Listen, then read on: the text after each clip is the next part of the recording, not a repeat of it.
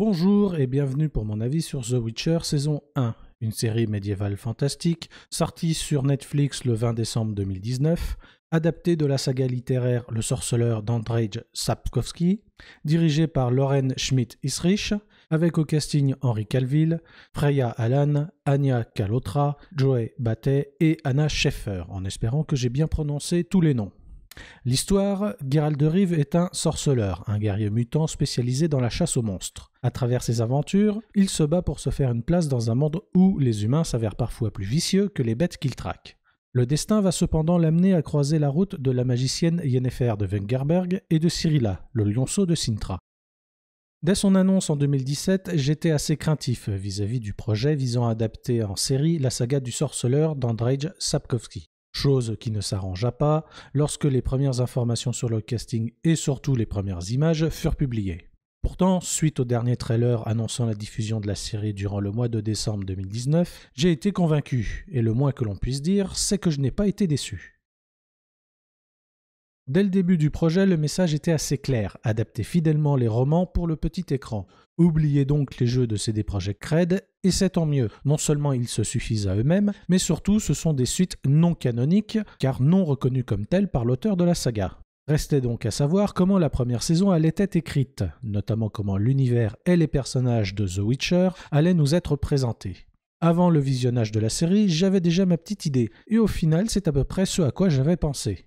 Ainsi, cette première saison reprend principalement les 2 premiers tomes des 8 romans de la saga, qui ne sont composés que de nouvelles plus ou moins liées les unes aux autres. L'avantage est bien entendu que chacune des nouvelles peut constituer un épisode à part entière, tout en permettant de présenter l'univers de The Witcher, ainsi que les différents personnages qui seront importants pour la suite de l'aventure.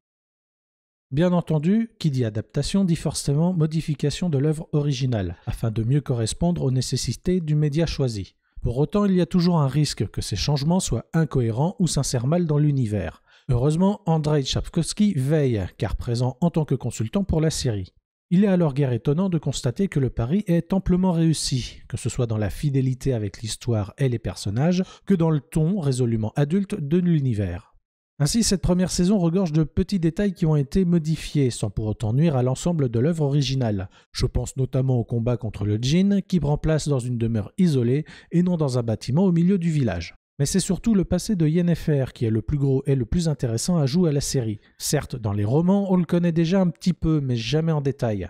Désormais, nous connaissons donc beaucoup mieux ce qu'a vécu Yennefer, de son recrutement et son éducation alors qu'elle était encore une bossue, jusqu'à sa rencontre avec Geralt, en passant par sa transformation physique et sa désillusion vis-à-vis de sa vie de magicienne à la cour d'Aedirn. Une adjonction d'autant plus réussite que cela concorde parfaitement avec le ton de cet univers. Je rappelle que le monde dépeint dans The Witcher n'est pas franchement des plus merveilleux, sans pour autant être exagérément violent. Certes, il y a des elfes, des magiciens, des chevaliers, des nains, des dragons, des créatures magiques et bien entendu des monstres, mais tous évoluent dans un monde complexe dans lequel la frontière entre le bien et le mal est ténue. Même Geralt, qui tente pourtant de rester neutre, ne peut parfois pas s'empêcher d'agir, prenant ainsi position, quitte à devoir en assumer les conséquences, comme être surnommé le boucher de Blaviken. Au passage, j'en profite pour parler un peu des combats à l'épée, bien chorégraphiés et surtout crédibles. De plus, sans pour autant être aussi acrobatique qu'on aurait pu imaginer, la façon de manier l'épée de Geralt se démarque suffisamment pour faire de lui un épéiste accompli, mais aussi différent des autres. Par ailleurs, les personnages sont tous aussi réussis et respectés, n'en déplaise aux fans de la saga vidéoludique qui ne semblent pas forcément avoir apprécié que Triss Merigold ne soit pas physiquement semblable à celle des jeux. Mais est-ce vraiment important tant que le personnage lui est fidèle ? Autant j'ai eu des doutes lorsque les créateurs de la série avaient annoncé vouloir caster une jeune fille asiatique pour incarner Ciri, autant le choix de brasser un peu les races, notamment au sein de la confrérie d'Image, s'avère être une idée plutôt juste. Et justement, en ce qui concerne Cyrilla, bien qu'il soit très clair que l'actrice soit plus âgée que ne devrait l'être le personnage, cela fonctionne pourtant malgré tout.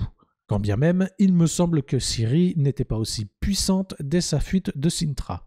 Henry Cavill, de son côté, est tout à fait convaincant en Geralt de Rive, tout du moins dans la version originale avec une voix un peu transformée pour mieux correspondre au personnage dur et solitaire, limite sauvage, qu'il est censé être. Dommage que ce ne soit pas le cas pour la version française, avec le doubleur habituel de l'acteur, mais sans la voix modifiée. Enfin, comment ne pas parler de Jaskier, mon personnage préféré. Sous ses airs de joyeux luron et de coureur de jupons se cache un personnage bien plus intelligent et intéressant qu'il n'y paraît. Et dès sa première apparition dans le second épisode, l'acteur tout autant que le personnage font mouche. Certes, ce n'est pas au début de la saga que l'on découvre tout ce qui fait qu'il s'agit, selon moi, du personnage le mieux écrit dans les romans. Mais on sent déjà chez lui qu'il est l'exact opposé de Geralt. Le loup blanc est en effet un excellent combattant doublé d'un expert en monstres. Mais pour ce qui est des relations humaines, du fait notamment de son tempérament solitaire, c'est zéro. Alors que Jasquier, au contraire, est un véritable expert dans ce domaine, à force de voyager de ville en village. Et tant que j'en suis à évoquer Jasquier, j'en profite pour signaler que les musiques et surtout les chansons de la série sont tout bonnement excellentes.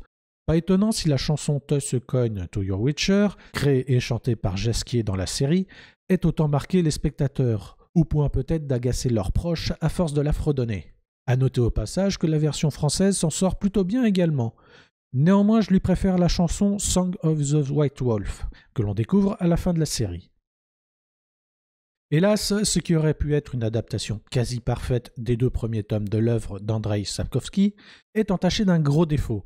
En effet, la showrunner de la série, Lauren Schmidt-Isrich, a fait le choix d'une structure narrative à la chronologie croisée. Pour ceux qui, comme moi, ont lu les 8 tomes de la saga du Sorceleur, ils comprendront bien vite de quoi il en retourne et remettront tout dans l'ordre dans leur tête, au plus tard à partir du 3e épisode. Car c'est à partir de là que l'on comprend clairement que les différentes histoires qui nous sont racontées ne sont pas sur la même ligne temporelle. Pour les spectateurs qui se seraient sentis totalement perdus, je leur conseille tout d'abord de lire les romans. Ensuite, voici un petit éclaircissement. La chute de Cintra et la fuite de Cyrilla font partie du temps présent. Jusqu'à sa rencontre avec Ciri à la fin de la série, les aventures de Geralt prennent place avant. Enfin, la genèse de Yennefer, et ce jusqu'à sa rencontre avec Geralt, se passe plusieurs années avant les aventures du Sorceleur. Cela, tout le monde devrait l'avoir normalement compris, même sans avoir lu les livres. Cependant, il n'en demeure pas moins que ce choix scénaristique est ici malheureusement un peu mal appliqué. Loin de moi l'idée de donner des leçons à qui que ce soit. Mais pour avoir été tenté par une idée similaire, je sais que si l'on n'y prend pas garde, on peut vite perdre le spectateur. C'est d'autant plus dommage qu'il y a au moins 2 solutions assez simples à mettre en place pour corriger le problème.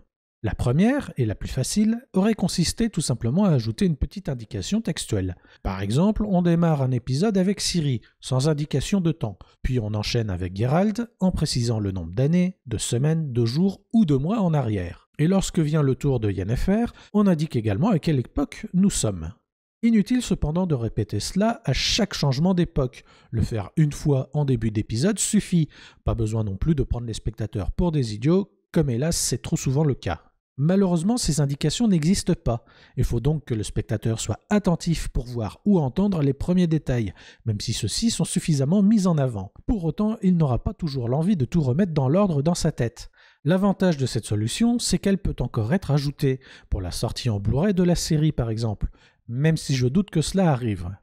Au moins on peut espérer que pour la saison 2, le récit aura une chronologie plus classique, ou au minimum des indications temporelles plus claires. L'autre solution est plus classique, mais ne peut pas être mise en application après la sortie de la série. Encore que des fans seraient bien capables de remonter toute la série dans l'ordre. Cette fois-ci, l'idée aurait tout simplement été de raconter toutes ces histoires d'une façon plus linéaire, tout en réservant certains épisodes à un personnage en particulier. Ainsi, on aurait commencé par toute une série d'épisodes relatant plusieurs aventures de Geralt. Puis, avant sa rencontre avec Yennefer, on bascule dans le passé pour raconter la genèse de la magicienne. Pas besoin d'une indication temporelle claire, les indices déjà présents dans la série suffisent. On continue ensuite avec les 2 épisodes qui relatent la rencontre entre les 2 personnages et l'évolution de leur relation. Et enfin, on termine avec les 2 derniers épisodes dédiés à la chute de Cintra et à la fuite de Cyrilla. Rien que d'en parler, ça me donnerait presque envie de le faire moi-même, tiens. Pourtant, est-ce que ce serait une si bonne idée ? En théorie, oui, ça rendrait l'ensemble de la série beaucoup plus clair. Mais est-ce que ce serait vraiment mieux ? Qu'en serait-il de la volonté artistique qui est derrière ce choix ? Qu'en serait-il de la destinée, qui est le thème principal de la série ? Car, malgré une chronologie bancale du fait du manque d'indications, ce choix narratif n'a pas pour autant été fait à la légère. Il y a un véritable travail d'écriture derrière et une véritable volonté artistique visant à mettre en parallèle le parcours des 3 personnages les plus importants jusqu'à ce que leur destinée les pousse à se rencontrer. comme l'illustrent parfaitement les médaillons au début de chaque épisode, qui fusionnent lorsque les différentes destinées se rejoignent durant le dernier épisode. Finalement, le mieux à faire, tout en respectant le travail de Lauren Schmidt-Isrich, c'est encore de simplement ajouter quelques petits indicatifs temporels. En conclusion, malgré une grosse faiblesse chronologique, ça a été un véritable plaisir de redécouvrir un de ces univers que j'apprécie beaucoup.